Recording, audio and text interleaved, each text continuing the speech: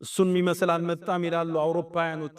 የእሱን የጦርነት ስትራቴጂ ሲተርኩ አናቱል ቅጢ ወወትበቱል አሰድ፣ እንደ ድመት አድፍጦ እንደ አንበሳ መወንጨፍ የሚለው ስትራቴጂ አለ። ታሪክ ላይ እሱ የሚመስል አልተገኘ። ዛቱ ሰላሲል ሌላ ከሩሞቹ ጋር ያደረገው ፍልሚያ ዛቱ ሰላሲል ይባላል። የሰንሰለቱ ጦርነት። ሰንሰለት ምንድን ነው? ሩሞቹ በርካታ ጦር ያመጡና መጀመሪያ ሰልፍ የሚያሰልፏቸውን እግራቸውን በሰንሰለት ያስሯቸዋል እንዳይሸሹ፣ ይልቁ እንጂ አይሸሹ። ይህን ጦርነት ሊፋለም ትንሽ ጦር ይዞ ሄለ። እነሱ በርካታ 100 ሺህ ጦር ይዘው መጡ። እንዴት ያሸልፋቸው? ኻሊድ እዚህ ቦታ እንገናኝ ያላቸው ሩሞቹ እዛ ቦታ ሲገኙ ቦታ ቀየረ። እነሱ ቀድመው ተገንተው ጉድጓድ ቆፈሩ፣ ሰንሰላታቸውን አሰሩ፣ ውሃቸውን አዘጋጁ። ምግባቸውን ሲያዘጋጅ ቦታ ቀየረባቸው። ኻሊድ ቀየረ ሲባል ምግባቸውን አንስተው ጉድጓድ ደፍነው ተከተሉት።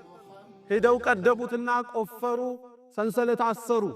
ልክ ይህን ሲያደርጉ ቦታ ቀየረባቸው። ሶስተኛ ደከሙ፣ አደከማቸው። መጀመሪያ ጉድጓድ ይቆፍራሉ፣ ጉድጓድ ይደፍናሉ፣ ዕቃ ይሸከማሉ፣ ዕቃ ያወርዳሉ።